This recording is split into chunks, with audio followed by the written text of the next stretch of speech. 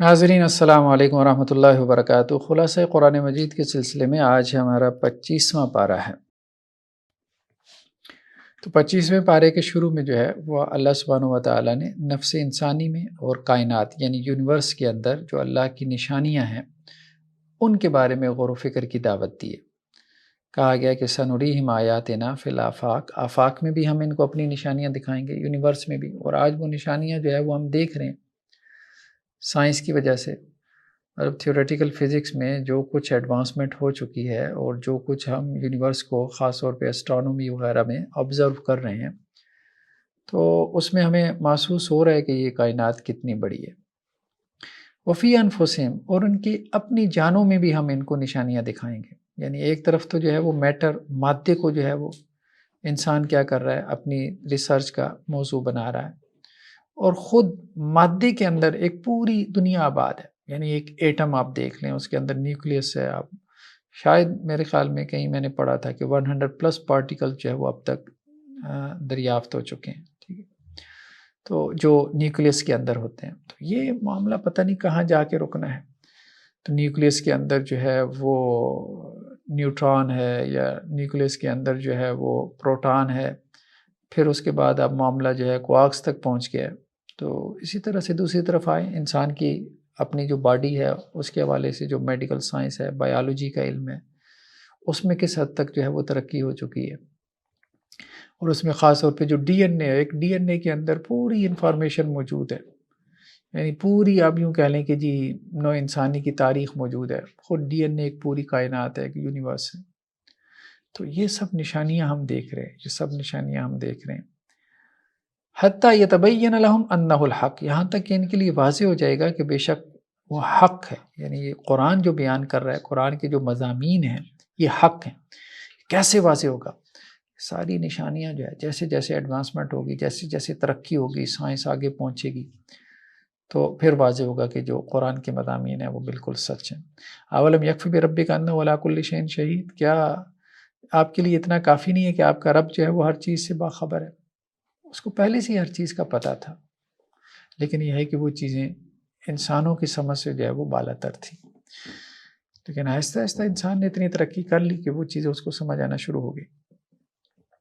تو اللہ سبحانہ و تعالیٰ یہ کہتا ہے کہ کائنات میں غور و فکر کرو، اور خود اپنی جان میں غور و فکر کرو، تو بہت جلد تم اللہ تک پہنچ جاؤ گے۔ ہماری جو کتاب ہے وجود باری تعالیٰ، مذہب، فلسفہ اور سائنس کی روشنی میں، existence of God in the light of philosophy, science and religion, اس میں جو ہمارا 2nd چیپٹر ہے اس میں ہم نے بڑے بڑے سائنسٹسٹ، ہیزنبرگ ہو گیا اور اسی طرح سے اور بڑے بڑے، نیوٹن ہو گیا، آئنسٹائن ہو گیا، ان سائنسٹسٹ کی ہم نے کوٹیشنز دی ہیں سورسز سے، کہ وہ سائنسٹسٹ کیا کہتے ہیں کہ سائنس کے بارے میں، کہ سائنس کس طرح ان کو، یعنی اس کائنات کے اندر غور و فکر نے انہیں اس بات تک پہنچایا کہ اس کا کریٹر کوئی ہے، اور وہ جو ہے اس کی کیا گریٹنس ہے، اس کی کیا بڑائی ہے، اس کی کیا گلوری ہے، یہ کیسے ان کے اوپر واضح ہوا۔ تو وہ چیزیں جو ہے وہ پڑھنے سے تعلق رکھتی ہیں۔ کو 50+ نوبل پرائز ہولڈر جو سائنسٹسٹ ہیں، ان کی کوٹیشن جو ہے وہ آپ کو بڑے آرام سے مل جاتی ہیں، کہ جس میں وہ یہ کہتے نظر آتے ہیں کہ سائنس، یعنی یہ جو غور و فکر ہے مادے کے اوپر، انسان پہ اور کائنات میں، اس نے ہمیں جو ہے وہ ایک خالق تک پہنچایا، کریٹر تک پہنچایا، اس نے ہمیں ایمان لانے پہ مجبور کیا۔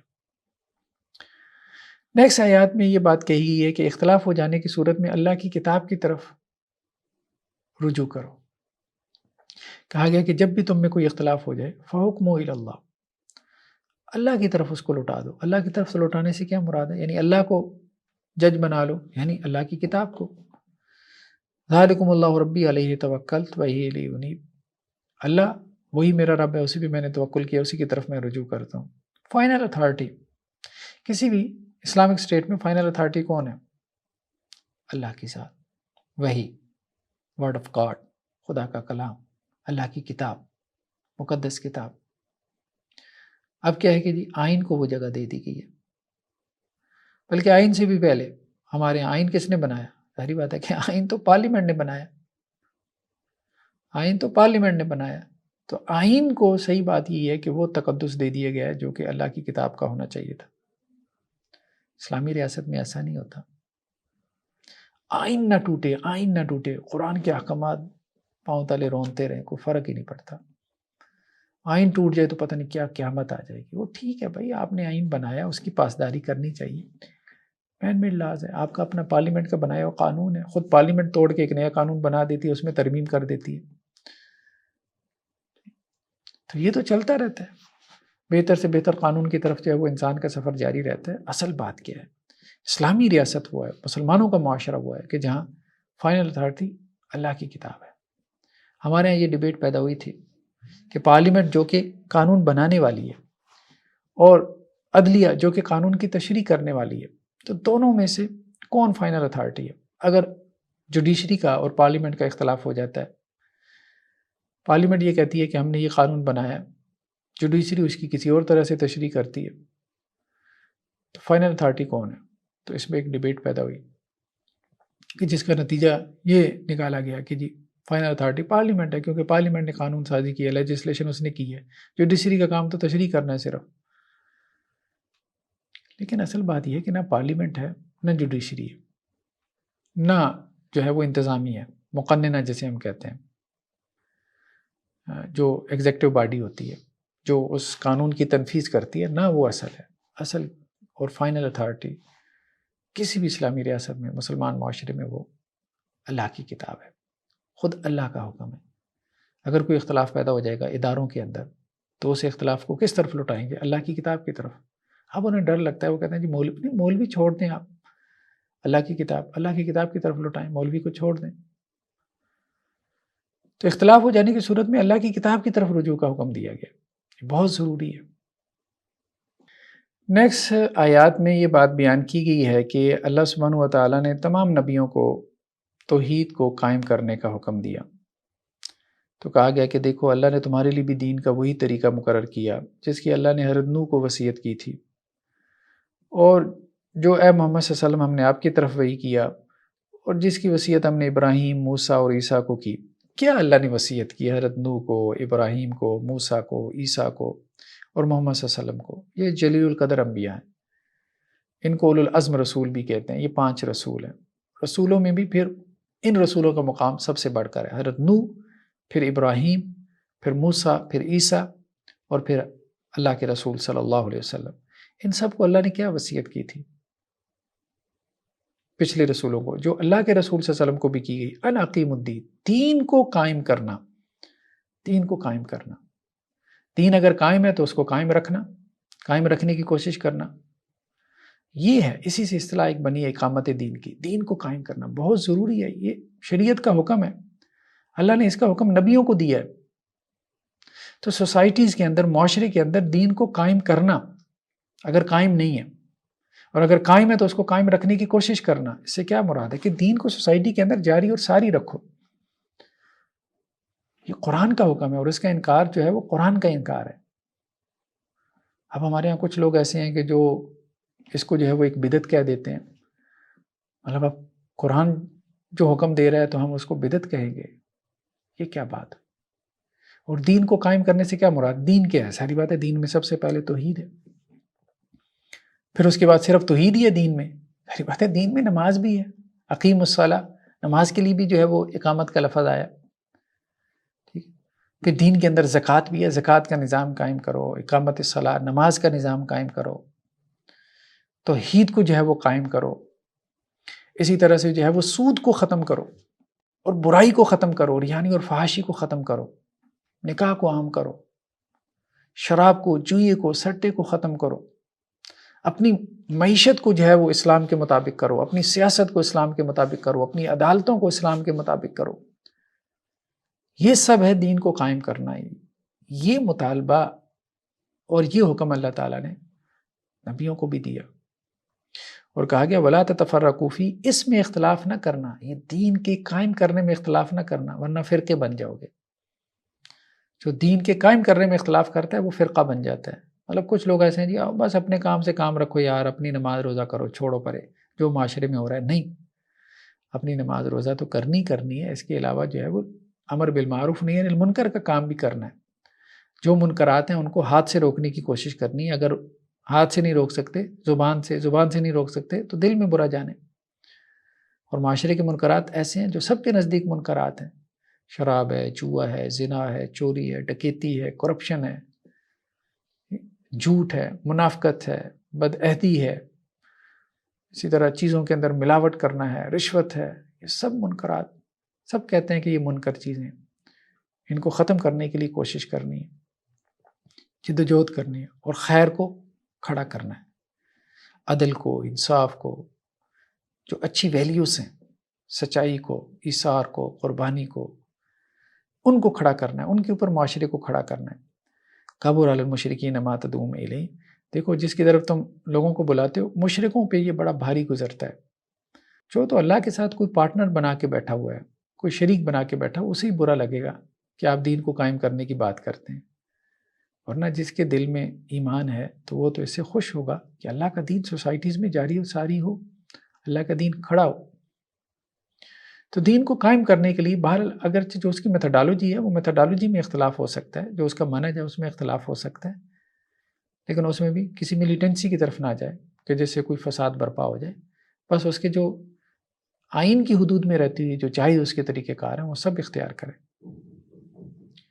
اللہ یجتبی الیہ من یشاء ویہدی الیہ من ینیب. اللہ تعالیٰ جس کو چاہتا ہے چن لیتا ہے اور جس کو چاہتا ہے اپنی طرف جو ہے وہ سیدھا رستہ دکھاتا ہے. بہت سارے لوگوں کو یہ بات سمجھ ہی نہیں آتی، لیکن یہ ہے کہ یہ اللہ کا حکم ہے، بہت بڑا حکم ہے دین کو قائم کرنا، اور قائم ہے تو دین کو قائم رکھنا. اب تو دین ہمیں نظر نہیں آتا، سیدھی سی بات ہے، نہ بازاروں میں، نہ مارکیٹس میں، نہ شاپنگ مالز میں، اور اسی طرح سے جو ہے وہ نہ سرکاری اداروں میں کہاں دین نظر آتا ہے، نہ پارلیمنٹ میں، نہ جوڈیشری میں، نہ عدلیہ میں، نہ تھانوں میں، نہ ہسپتالوں میں، ٹھیک ہے، نہ تعلیمی اداروں میں، یونیورسٹیز میں کہاں دین نظر آتا ہے. بہت کم، بہت کم ہے. باقی مسجد کے اندر ٹھیک ہے دینداری موجود ہے، مسجد سے باہر نکالو اس کو، سوسائٹی کے اندر لے کر آؤ، پورے معاشرے کا اس کو حصہ بناؤ. ہر جگہ دین غالب نظر آئے، ہر جگہ دین کے مطابق جو ہے وہ فیصلے ہو رہے ہو، ہر ادارہ دین کے مطابق چل رہا ہو. یہ ہے دین کو غالب کرنا. نیکسٹ آیات میں یہ بات کہی جا رہی ہے کہ جو محض دنیا کے طلبگار ہیں ان کو آخرت میں کچھ نہیں ملے گا. کہا گیا کہ من کان یرید حرث الآخرہ نزد له فی حرثہ. جو آخرت کی کھیتی چاہتا ہے تو ہم اس کے لیے آخرت کی کھیتی میں اضافہ کر دیں گے. ومن کان یرید حرث الدنیا نؤتیہ منہا. اور جو دنیا کی کھیتی چاہتا ہے تو ہم اسے اس میں سے دے دیں گے. وما لہ فی الآخرۃ من نصیب. اور اس کے لیے آخرت میں پھر کچھ حصہ نہ ہوگا. یعنی کچھ لوگ ایسے ہیں کہ جو آخرت کے طلبگار ہیں اور کچھ ایسے ہیں کہ جو دنیا کے طلبگار ہیں. تو محض دنیا کے طلبگار نہ بنو. کچھ لوگوں کی خواہش ہوتی ہے کہ جو ہمیں ملنا ہے دنیا میں مل جائے، بس آخرت ان کا کنسرن ہی نہیں ہے، آخرت کی کوئی طلب ہی نہیں ہے، تڑپ ہی نہیں ہے، کوئی خواہش ہی نہیں ہے، کوئی خیال ہی نہیں ہے، اور دنیا ہی دنیا ہے بس. آخرت کا تو بس جیسے نام ہی سنا ہے. تو اللہ تعالیٰ کہہ رہے ہیں کہ ان کو دنیا میں کچھ نہ کچھ مل جائے گا، لیکن آخرت میں ان کا پھر کچھ حصہ نہیں ہے. ہاں، جو آخرت کی تڑپ رکھتا ہے، آخرت کی طلب رکھتا ہے، جنت کی خواہش رکھتا ہے، اس کو اللہ تعالیٰ جنت دیں گے. جس کو طلب ہی نہیں ہے، بے طلبی کو اللہ تعالیٰ کیا دیں گے؟ جس کے اندر تڑپ ہی نہیں ہے اس کو اللہ تعالیٰ کیا دیں گے؟ اس بندے کے اندر قدر ہی نہیں ہے، اس کو کیا دیں گے؟ بے قدرے کو آپ کوئی چیز پکڑائیں گے؟ بے قدری اولاد ہو تو آپ اس کو کوئی چیز نہیں پکڑاتے جب تک اس کے اندر اس کی قدر نہ ہو. تو یہی معاملہ ہے. اللہ تعالیٰ چاہتے ہیں کہ بندے کے اندر پہلے قدر ہو، تو جس کے اندر قدر ہوگی آخرت کی اس کو اللہ تعالیٰ آخرت دیں گے.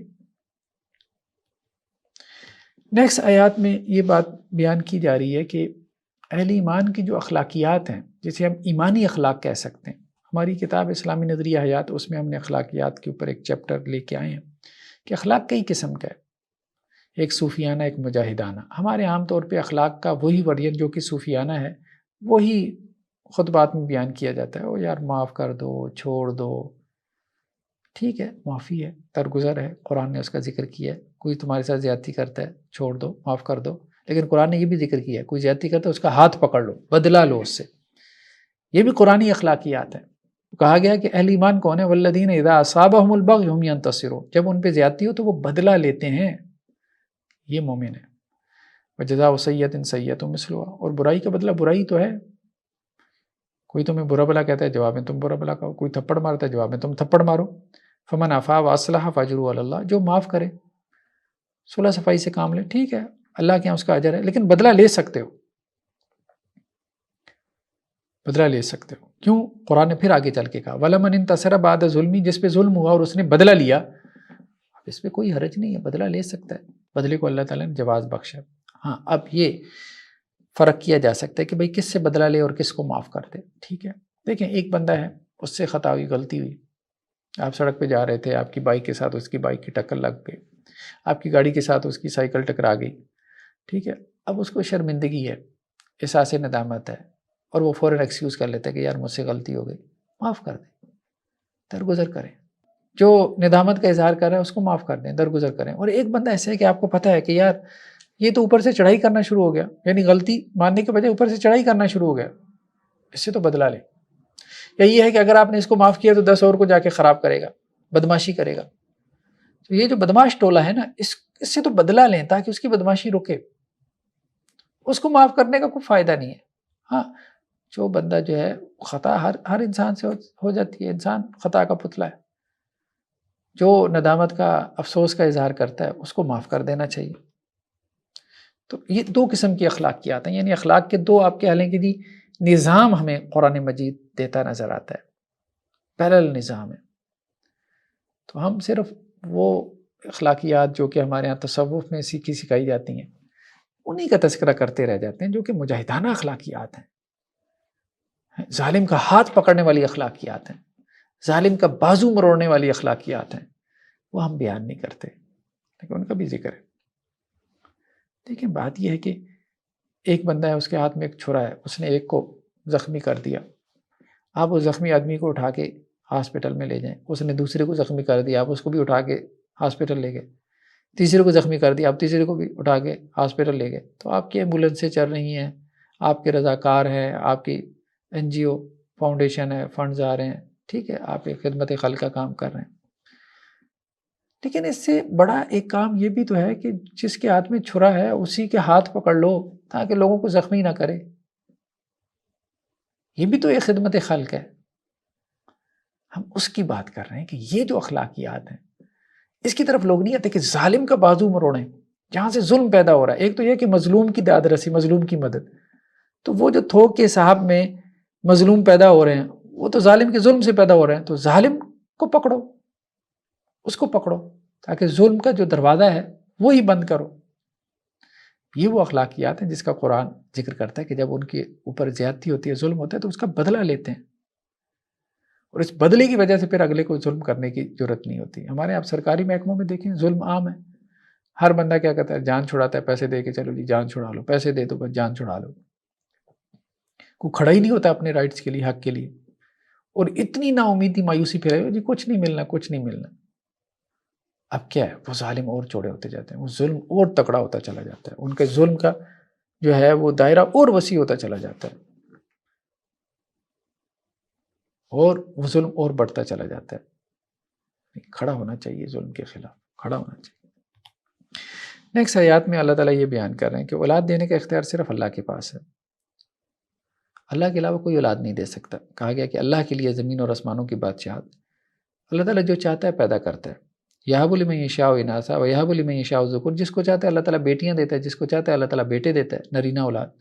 او یزوجہم ذکرانا و اناثا، کچھ ایسی بھی ہیں جن کو اللہ تعالیٰ بیٹے اور بیٹیاں دونوں دے دیتا ہے۔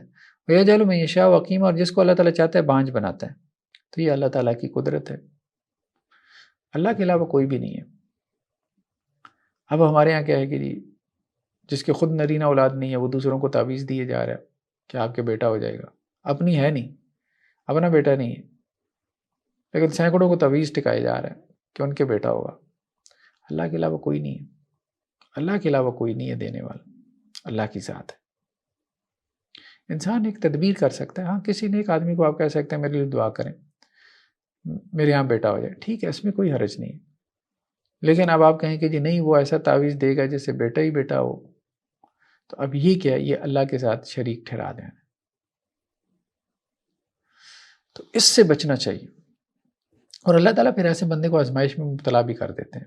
نیکسٹ آیات میں وحی کی 3 صورتوں کو بیان کیا گیا کہ اللہ تعالیٰ کی طرف سے جو وحی آتی ہے بندوں کی طرف، ایک تو یہ ہوتا ہے کہ اللہ تعالیٰ کسی بندے کے ساتھ جب کلام کرتے ہیں تو اس کے دل میں کوئی الہام کر دیتے ہیں، دل میں کوئی بات ڈال دیتے ہیں، جیسے القاء بھی کہہ دیتے ہیں، تو نبی کے دل میں بھی بات ڈالی جاتی ہے، لیکن نبی تو نبی ہے، نبی کے دل میں جو بات ڈالی جاتی ہے وہ اللہ کی طرف سے ہے۔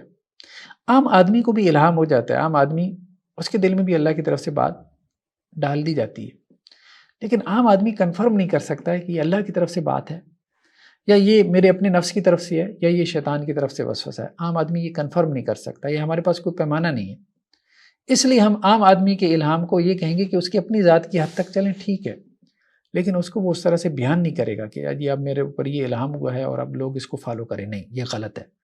یہ گویا کہ اب وہ نبوت والے سٹیٹس کی طرف جانا چاہ رہے ہیں، اور جن لوگوں نے بھی نبوت کے دعوے کیے تو انہوں نے اپنا سٹارٹ یہاں سے لیا کہ ہماری طرف الہام ہوتا ہے، پھر الہام ہوتے ہوتے وہ وحی کی صورت اختیار کر لیا۔ تو نبی کی طرف جو الہام ہوتا ہے وہ تو کنفرم ہے، اللہ کی طرف سے ہے۔ دوسرا کیا ہے، او من وراء حجاب، یا اللہ سبحانہ و تعالیٰ پردے کے پیچھے سے بات کریں، جیسے حضرت موسیٰ علیہ السلام سے بات کوہ طور کے اوپر ہوئی، یا معراج کی رات اللہ کے رسول صلی اللہ علیہ وسلم سے بات ہوئی، او یرسل رسولا، یا اللہ تعالیٰ کوئی اپنا فرشتہ بھیجیں، جیسے حضرت جبریل علیہ السلام آتے تھے اور وہ فرشتہ جو ہے وہ اللہ کے حکم سے وحی کرے اپنے نبی اور اپنے رسول کے اوپر۔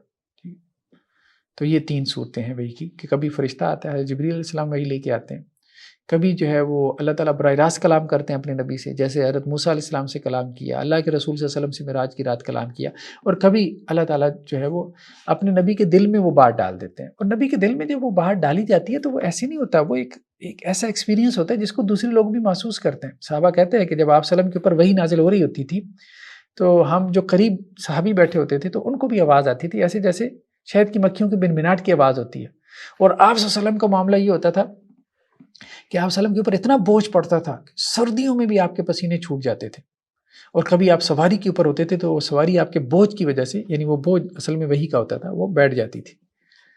اور ایک صحابی کہتے ہیں کہ ایک مرتبہ آپ کی ران میری ران کے اوپر تھی اور مجھے لگا کہ میری ران ٹوٹ جائے گی، کیونکہ آپ وسلم کے اوپر وحی نازل ہونا شروع ہو گئی۔ تو یہ وہ کیفیات ہیں جو ہمیں ملتی ہیں کہ آپ وسلم کا جو الہام اور القاء تھا اس کے ساتھ یہ کیفیات جڑی ہوئی تھی جو بتا رہی تھی کہ یہ کنفرم اللہ کی طرف سے۔ ایک عام آدمی کے دل میں کوئی خیال آتا ہے، اب وہ بھلے اللہ کا ولی ہو، تو اب وہ اس کو اس طرح سے بیان نہ کرے جیسے وحی کو بیان کیا جاتا ہے۔ بیان کرنے کی چیز اور تبلیغ کی چیز صرف وحی ہے، بس وہ ہمارے لیے کافی ہے۔ باقی چیزیں اللہ نے آپ کے دل میں کوئی اچھی بات ڈال دی، بس ٹھیک ہے، کافی ہے۔ نیکسٹ سورہ زخرف ہے۔ سورہ زخرف میں جو ہے وہ اللہ کی نعمتوں کا بیان ہے اور آخرت کا بھی تذکرہ ہے، اور پچھلی قوموں کے کچھ احوال بھی بیان کیے گئے۔ تو شروع آیات میں جو ہے وہ آباء و اجداد کی اندھی تقلید سے منع کیا گیا۔ ہمارے یہاں یہی ہے، چل سو چل ہے، اپنے باپ دادا کی تقلید۔ اکثر و بیشتر سب سے بڑی گمراہی کی وجہ کیا ہے؟ باپ دادا کی تقلید۔ اب دیکھیں جو کرسچنس کے یہاں پیدا ہو رہا ہے وہ کرسچین ہے، جو ہندوؤں کے یہاں پیدا ہو رہا ہے وہ ہندو ہے، جو مسلمانوں کے یہاں پیدا ہو رہا ہے وہ مسلمان ہے۔ مثال کے طور پہ ایک لمحے کے لیے سوچیے، آپ مسلمان ہیں، اگر آپ کسی کرسچن کے یہاں پیدا ہوتے تو کیا ہوتے؟ آپ کسی ہندو کے گھر پیدا ہوتے تو کیا ہوتے؟ بہت کم لوگ جو ہے وہ کنورٹ ہوتے ہیں، دنیا میں کنورین ہے، اسلام کی طرف بہت سے لوگ جو ہے وہ آ رہے ہیں، تو سوچنے سمجھنے والے لوگ ہیں لیکن کم ہیں۔ اکثر و بیشتر کے ہیں بس جو باپ دادا سے مل گیا۔ اسی طرح مسلمانوں میں جو جس سیکٹ میں پیدا ہو گیا، سنی پیدا ہو گیا سنی ہے، شیعہ پیدا ہو گیا شیعہ ہے، بریلوی دیوبندی اہل حدیث پیدا ہو گیا بریلوی دیوبندی اہل حدیث ہے، جو جس مدرسے میں چلا گیا وہ اسی مدرسے کا ہے۔ وہ حنفی مدرسے میں چلا گیا تو وہ حنفی ہے، اگر وہ حنفی اہل حدیث میں چلا جاتا تو وہ اہل حدیث ہوتا، اگر وہ اہل حدیث حنفی میں چلا جاتا تو وہ حنفی ہوتا۔ یہ صورتحال ہے، ذرا تھوڑا سا اکیلے میں جا کے آپ غور کریں، ایسا ہی ہے، چل سو چل ہے، بھیڑ چال ہے۔ بہت کم لوگ ہیں جو کمپیریٹیو اسٹڈی کر کے کسی نتیجے پہ پہنچتے ہیں، بہت کم لوگ ہیں، آٹے میں نمک کے برابر نہ ہونے کے برابر۔ یہ بیسیکلی جو ہے وہ سچ اور حق کے متلاشی ہوتے ہیں۔ یہ نہیں کہ جہاں ہم پہنچ گئے بس اب وہی ہیں، ہم جو ہمیں پڑھا دیا گیا بس وہی صحیح ہے، وہی حق ہے، وہی ریالٹی ہے، وہی ٹروتھ ہے، وہی سچ ہے۔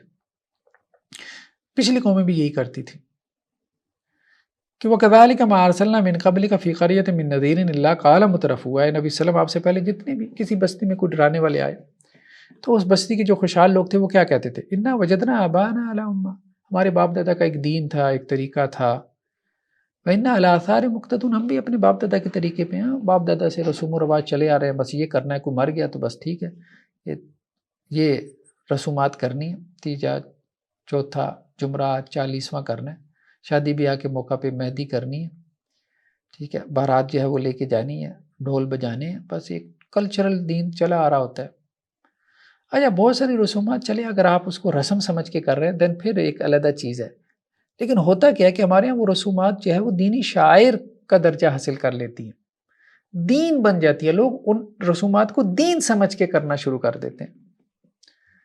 جیسے میلاد کی بہت ساری رسمیں ہیں، لوگ ان کو دین سمجھ کے کرنا شروع کر دیتے ہیں کہ جی جیسے گلیوں میں پہاڑیاں بنانی ہیں، ان پہاڑیوں کے اوپر جو ہے وہ ٹائز لا کے رکھ رہے ہیں، مختلف قسم کی گھر میں جو ہے وہ ٹوٹے پھوٹے چیزیں ہیں وہ لا کے رکھ رہے ہیں، بڑے بڑے جو ہے وہ آپ کہہ لیں کہ جی مطلب بت ٹائپ ٹائز بھی لا کے جو ہے وہ رکھے جاتے ہیں، آپ کلر جو ہے وہ پھینکے جاتے ہیں، ٹھیک ہے۔ اور اب تو یہ بھی ہے کہ جی خواتین بلوا کے ان کو سٹیج کے اوپر سجا کے جو ہے وہ نمائش کے لیے بٹھایا جاتا ہے میلاد کے موقع پہ۔ اسی طرح محرم میں جائیں تو محرم کی اپنی رسومات ہیں کہ لوگ کیا کر رہے ہیں کہ باپ دادا سے ہمیں دین ملا ہے کہ ہم نے چھریاں مار کے جو ہے وہ اپنا خون نکالنا ہے، ہم نے اپنا سینہ جو ہے وہ کوٹنا ہے، یہ سب کچھ رسومات کو لوگوں نے دین بنا لیا اور باپ دادا سے ملا ہے، بس اسی کی پیروی کرتے چلے جا رہے ہیں۔ تو اللہ کے رسول صلی اللہ علیہ وسلم کے زمانے میں بھی رسوم و رواج تھا، دین کے چند رسموں کا نام تھا۔ تو کہا گیا کہ دیکھو نبی جو تمہارے پاس لے کے آیا وہ تمہارے باپ دادا کے لائی ہوئی دین سے، دیے گئے دین سے بہت بہتر ہے، لیکن لوگوں نے کیا کیا، نبی کا پھر بھی انکار کر دیا۔ تو آبا و اجداد کی اندھی تقلید نہیں ہے، بلائنڈ فالوئنگ نہیں ہے آبا و اجداد کی۔ آپ کے آبا و اجداد ٹھیک ہے، ٹھیک بھی ہو سکتے ہیں۔ آپ ذرا ایک لمحے کے لیے سوچیں کہ اگر آپ کسی اور سیکٹ، کسی اور فرقے کے گھر میں پیدا ہوتے تو اب جو آپ جس سیکٹ کے حامل ہیں، جس فرقے کے عقیدے آپ کے ہیں، تو کیا آپ کے وہی ہوتے؟ بہت کم ہیں جو لوگ اپنا سیکٹ بھی چینج کرتے ہیں۔ سوچنے سمجھنے والے بنے، اصل بات یہی ہے۔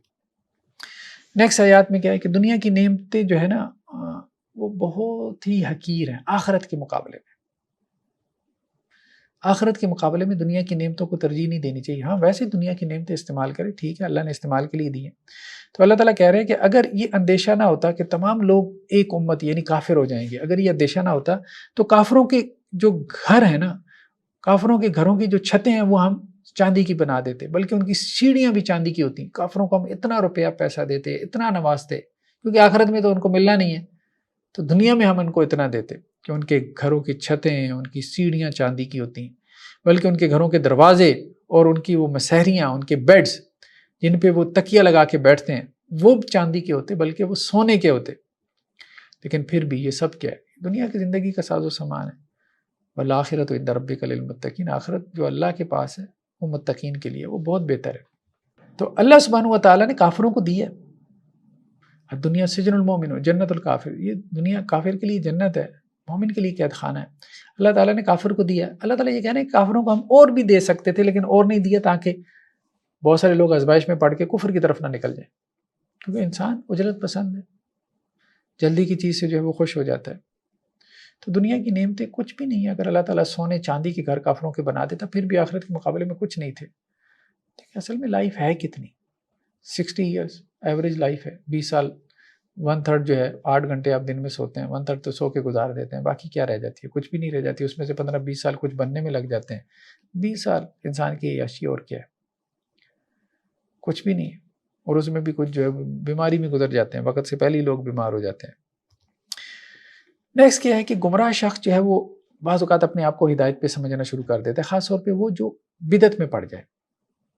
بدعت یعنی جو سنت کی جگہ انوویشن ہوتی ہے۔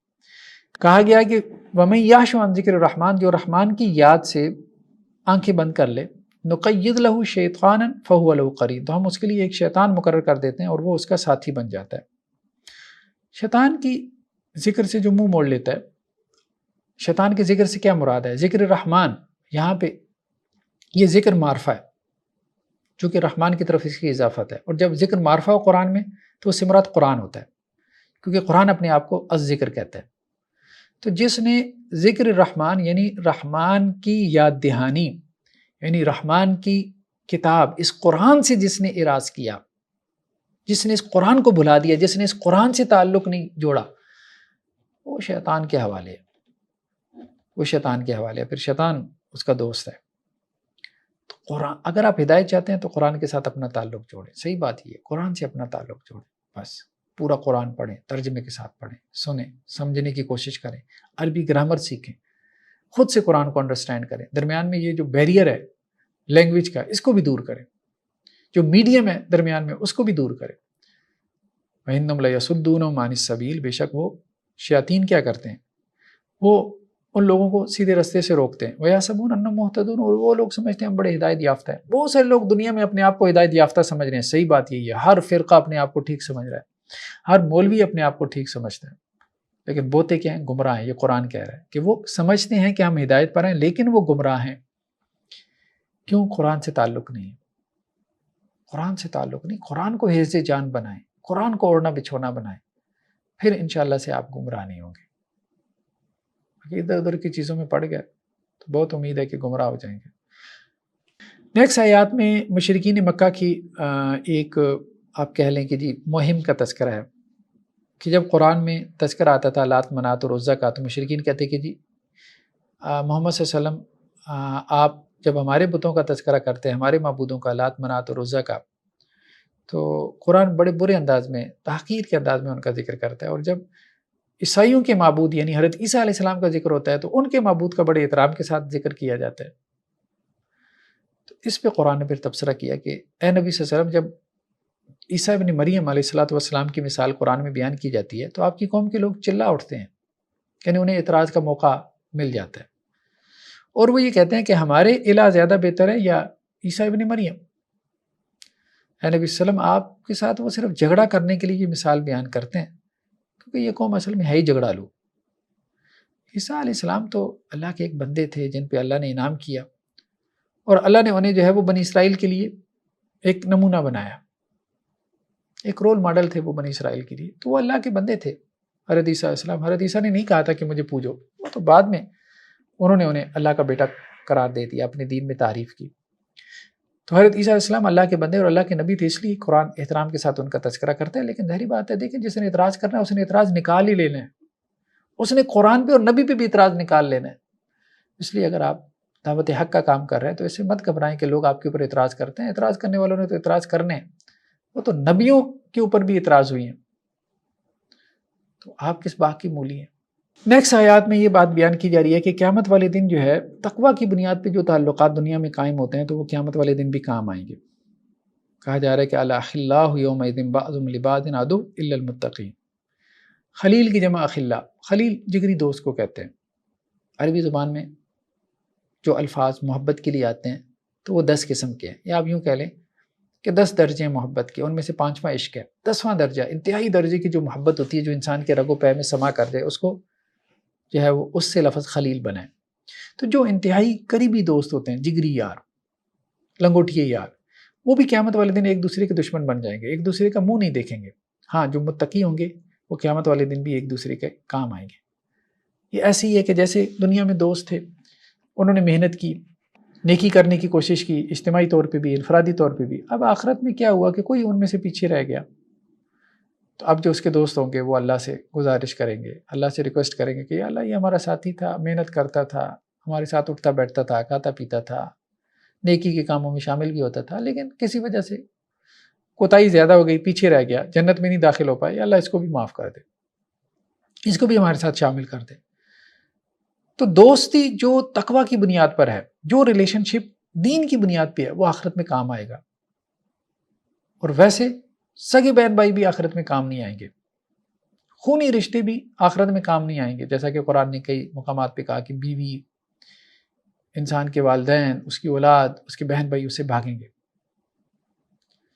لیکن تقوی اور دینداری کی بنیاد پہ جو رشتہ قائم ہوگا، جو محبت قائم ہوگی، آپ کسی کے دین کی وجہ سے اس کو پسند کرتے ہیں، اس سے تعلق رکھتے ہیں، اس سے محبت رکھتے ہیں، تو یہ آخرت میں بھی کام آئے گا انشاءاللہ عز و جل۔ نیکسٹ جو ہے سورہ دخان ہے۔ سورہ دخان بھی مکی صورت ہے، اس میں بھی جو ہے وہ توحید، رسالت اور آخرت کا بیان ہے۔ تو شروع کی آیات میں لیلۃ القدر کا بیان ہے۔ تو اللہ سبحانہ و تعالیٰ کہہ رہے ہیں کہ ہم نے اس قرآن کو نازل کیا، انا انزلناہ فی لیلۃ مبارکہ، بابرکت رات میں اس کو نازل کیا۔ بعض لوگوں نے یہ کہا کہ یہ بابرکت رات جو ہے یہ 15 شعبان کی رات ہے، یا کسی نے یہ بھی کہہ دیا کہ یہ معراج کی رات ہے۔ نہیں، ایسی بات نہیں ہے، یہ لیلۃ القدر کی رات ہے۔ کیوں؟ کیونکہ قرآن یہ کہہ رہا ہے کہ اس میں ہم نے قرآن کو نازل کیا، اس رات میں ہم نے قرآن کو نازل کیا، اور قرآن جس رات میں نازل ہوا، انا انزلناہ فی لیلۃ القدر، وہ لیلۃ القدر میں نازل ہوا، تو گویا یہاں لیلہ مبارکہ سے مراد وہی لیلۃ القدر کی رات ہے، اسی لیلۃ القدر کی رات کو یہاں پہ لیلہ مبارکہ کہہ دیا گیا کہ ہم نے قرآن کو نازل کیا لیلہ مبارکہ میں، بابرکت رات میں. اور بابرکت رات میں کیا ہے؟ فیہا یفرق کل امر حکیم، اس میں ہر قسم کے فیصلے ہوتے ہیں، سال بھر کے فیصلے ہوتے ہیں.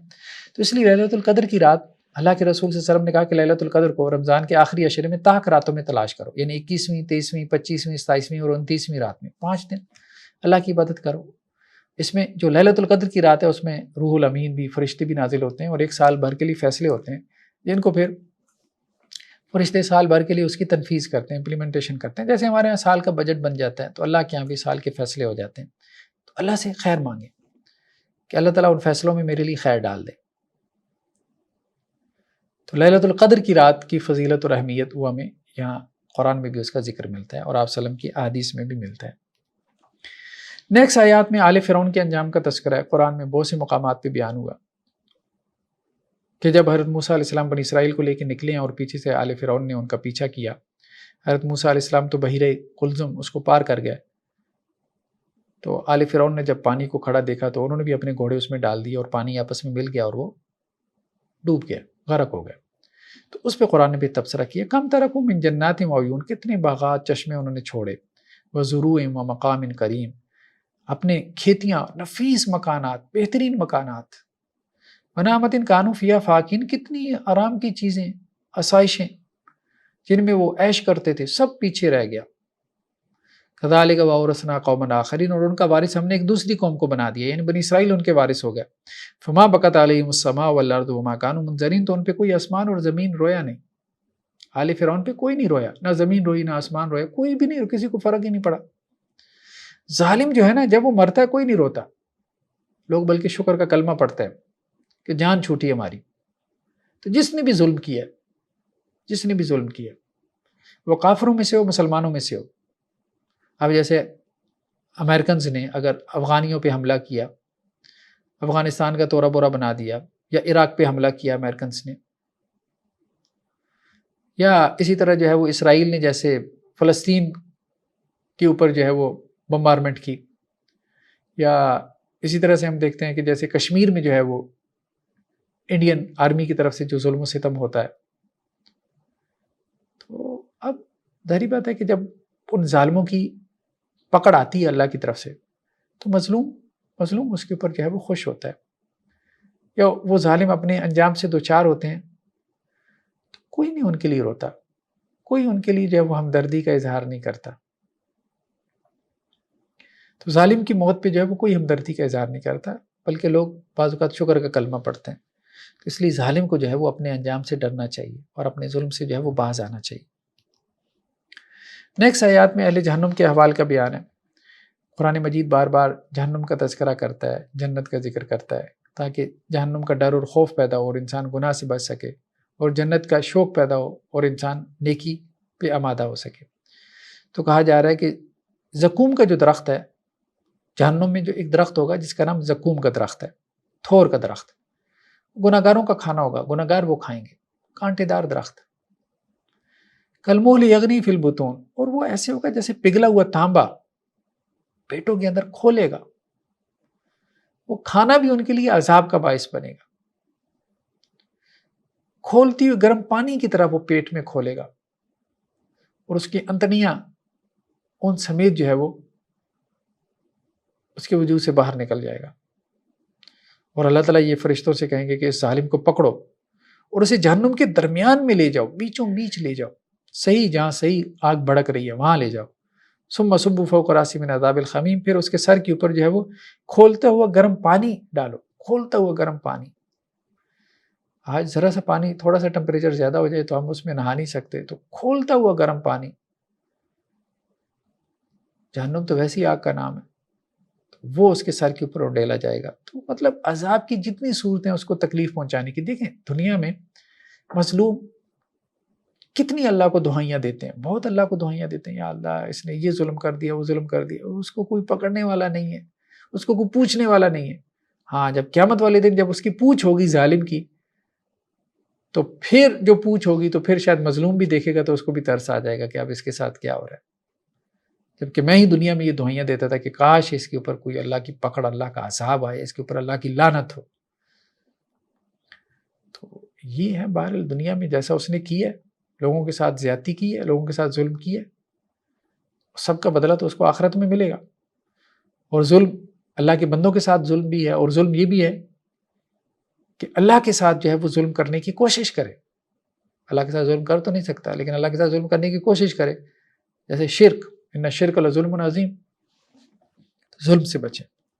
نیکسٹ آیات میں اہل جنت کے احوال بیان کیے گئے تاکہ جنت کا شوق پیدا ہو۔ کہا گیا کہ جنت والے جو متقی لوگ ہوں گے بڑے باعزت مقام میں ہوں گے، باغات میں، چشموں میں، باریک ریشم اور موٹا ریشم پہنے، آمنے سامنے بیٹھے گا، تکیہ لگا کے گپ شپ لگا رہے ہوں گے، جیسے ہمارے یہاں گاؤں دیہات میں بیٹھک میں لوگ بیٹھتے ہیں، گپ شپ لگاتے ہیں۔ تو ہم نے ان کے نکاح کر دیے موٹی آنکھوں والی حوروں سے، ایک تو بیٹھ کے لگے گی، گپ شپ ہوگی، کھابے چلیں گے، اور دوسرا جو ہے وہ خوبصورت بیویاں ان کے نکاح میں دے دی جائیں گی، اور ہر قسم کے میوے ان کے خادم ہیں، غلمان ہیں، لے کے آ رہے ہیں، جا رہے ہیں۔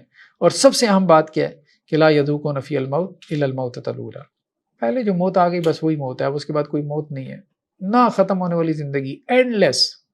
انسان سوچ ہی نہیں سکتا ایسی زندگی جو کبھی ختم ہی نہیں ہوگی، انفینٹی۔ انسان سوچ ہی نہیں سکتا، انسان کے سوچ میں یہ نہیں چیز آ سکتی، لیکن یہ جنت کی بہت بڑی نعمت ہے کہ جنت کی جو نعمت ہے اس کو پھر زوال نہیں ہے، ہمیشہ کی نعمت ہے۔ یہاں تو اگر مطلب 60 70 80 سال یہ لائف ہے، اگر کسی کی 500 سال 1000 سال ہو جائے بہت بڑی زندگی ہے، بہت بڑی زندگی ہے۔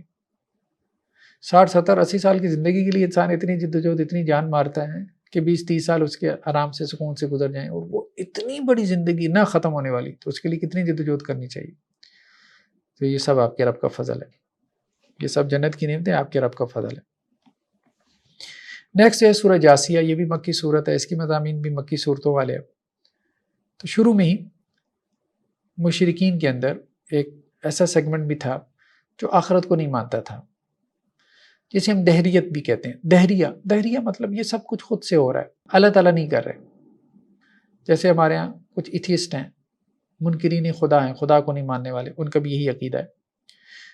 تو مشرکین میں ایک ایسا گروہ بھی تھا، تو اس کے عقیدے کا تعارف کرواتے ہوئے قرآن کہہ رہا ہے کہ وہ یہ کہہ رہے ہیں ما ہی اللہ حیاتنا الدنیا، بس یہ دنیا کی زندگی ہے، بس اور کوئی زندگی نہیں ہے، لائف آفٹر ڈیتھ نہیں ہے، مرنے کے بعد کوئی زندگی نہیں ہے، نموت و نحیا، مرتے ہیں زندہ ہوتے ہیں بس، وما یہلکنا الا الدہر، ہمیں کون ہلاک کرتا ہے، زمانہ بس زمانہ ہے، بس ٹائم ہے، سب کچھ ٹائم ہی ہے بھائی، وقت ہی سب کچھ ہے، یہ وقت ہی ہے جس چل سو چل رہا ہے، جس نے سب کچھ چلایا ہوا۔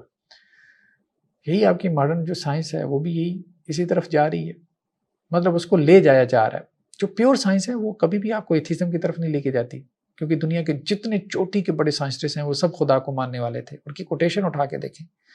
اگر سائنس جو ہے وہ انکار خدا کی طرف لے کے جاتی تو وہ سب خدا کے منکر ہوتے، نہیں۔ لیکن اب جو سائنس کے نام پہ فلاسفی آف سائنس آ رہی ہے، یا سوڈو سائنس آ رہی ہے، یا سائنس فکشن آ رہا ہے جس کی ملاوٹ کر دی گئی ہے پیور سائنس میں، تو اس میں دہریت، ایتھیزم وغیرہ اور بہت کچھ اپنے افکار کی ملاوٹ کر کے اس کو جو ہے وہ ناخالص کر دیا گیا۔ تو اس قسم کے افکار ہر دور میں رہے ہیں کہ یہ زمانہ ہے جو ہمیں چلا رہا ہے۔ وَمَا لَهُم بِذَلِكَ مِنْ عِلْمٍ إِنْ هُمْ إِلَّا يَظُنُّونَ، تو ان کے پاس اس کا کچھ علم نہیں ہے، وہ بس اٹکل بچوں سے کام لے رہے ہیں۔ اور جب ان کو ہماری آیات، واضح آیات پڑھ کے سنائی جاتی ہیں تو ان کی دلیل کیا ہوتی ہے؟ کہتے ہیں ہمارے باپ دادا کو لے آؤ، ہمارے باپ دادا کو اٹھا کے لے آؤ اگر تم سچے ہو۔ یعنی باپ دادا آ کے ہمیں بتائیں نا کہ یار ہم نے آگے جا کے دیکھ لیا ہے، جو نبیوں نے کہا تھا وہ سچ ہے، اب ہم تمہیں بتا رہے ہیں۔ کہتے ہیں یہ ہو جائے تو پھر ہم مان لیں گے، اگر یہ ہو جائے تو پھر آزمائش کس چیز کی، پھر تو ساروں نہیں مان لینا، پھر ٹیسٹ کس چیز کا، پھر آخرت کا ریوارڈ کس چیز کا۔ امتحان ہے بھائی، امتحان ہے، امتحان کو امتحان رہنے دو۔ آپ یہ چاہتے ہو کہ جی پیپر آؤٹ ہو اور پھر اس کے بعد اس کو امتحان بنایا جائے، ایسے تو نہیں ہوتا۔ کہہ دیجیے کہ اللہ ہے جو تمہیں زندہ کرتا ہے اور مارتا ہے، اور وہ قیامت والے دن تمہیں جمع کرے گا، جس میں کوئی شک نہیں، قیامت کے دن میں کوئی شک نہیں، لیکن اکثر لوگ نہیں جانتے، انہیں یہ بات سمجھ نہیں آ رہی۔ پھر نیکسٹ آیات میں قیامت کے دن کے احوال کا بیان کیا گیا ہے کہ آپ دیکھیں گے کہ ہر امت وَتَرَىٰ كُلَّ أُمَّةٍ جَاثِيَةً، گھٹنوں کے بل گری ہوگی اللہ کے سامنے، عاجزی اور انکساری کی وجہ سے۔ بڑی بڑی نیشنز अमेरिकन्स हैं, रशियंस हैं, जर्मन्स हैं, चाइनीज़ हैं, इंडियंस हैं, पाकिस्तानी हैं, ये फ्रेंच हैं, सब अल्लाह के सामने घुटनों के बल गिरे होंगे। कुल्लु उम्मतिन तुदआ इला किताबिहा, हर कौम को जो है वो उसके अमाल नामे की तरफ बुलाया जाएगा। अल यौम तुज़्ज़ौना मा कुंतुम तामलून, आज तुम्हें जो तुम अमल करते थे उसका बदला दिया जाएगा। और कहा जाएगा कि हादा किताबुना यंतिकु अलैकुम बिल हक, ये अमाल नामा जो फरिश्तों ने तैयार कर रखा है ये हक सच बयान कर रहा है। इन्ना कुन्ना नस्तंसिखु मा कुंतुम तामलून, जो भी तुम दुनिया में अमल करते थे हम उसको लिख रहे थे। तो आज तो ये जानना कुछ मुश्किल नहीं रह गया।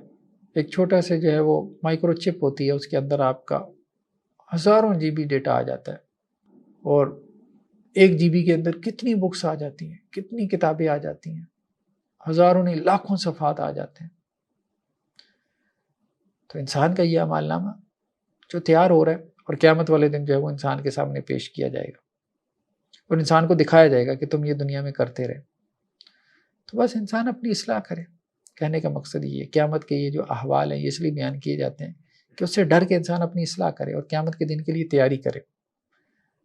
और फिर ख़ास तौर पे कोशिश करे कि कुरान को अपनी तरबियत का ज़रिया बनाएं। और कुरान आपकी तरबियत का उसी वक़्त ज़रिया बनेगा जब आप कुरान की ये जो आयात हैं, कम से कम ये जो आयात हमारी खुलासा कुरान में आ रही है, इनको ज़ुबानी याद करें और इनका तर्जुमा भी, और इनको नमाज़ों में पढ़ा करें, तहज्जुद में पढ़ा करें, सुन्नतों में पढ़ा करें। फिर कुरान के साथ आपका ताल्लुक़ बनेगा, फिर कुरान आपके लिए तरबियत की किताब बनेगा। उसके अलावा तो बस ठीक है, 30 जिल्दों में तफसीर भी कर लेंगे तो कुरान के साथ वो अमली ताल्लुक़ कायम नहीं होगा। कुरान ये चाहता है कि कुरान असल में अमल करने की किताब है। ये तफसीरी नुक्ते बयान करके, तो ये इस तरह से जो है वो अपने ही बारे में लोगों के अंदर ये खुशफहमी पैदा करना, लोगों के अंदर ये गुमान बढ़ाना कि जी मुझे बड़े कोई तफसीरी निकात जो है ना वो सूझते हैं, या मैं बड़ी कोई चीज़ हूँ, या मुझे बड़ा कोई इल्म हासिल है, उसका कोई फ़ायदा नहीं है। कुरान के साथ अमली ताल्लुक़ कायम करें, और ये भी नहीं कि लोगों को बताएं कि जी मैं ये करता हूँ, मैं वो करता हूँ, और याकारी में मुब्तला हो जाए। बस ठीक है, अपने तौर पे कुरान पे अमल करें, कुरान को समझे और कुरान के साथ जो है वो अपना ताल्लुक़ कायम करे, कुरान को पढ़े, कुरान को पढ़ाए और कुरान के ऊपर अमल करें। अल्लाह से दुआ है कि अल्लाह ताला हमें अमल की तौफ़ीक़ नसीब फरमाए। जज़ाकुमुल्लाह खैर, अस्सलामु अलैकुम व रहमतुल्लाहि व बरकातुहू।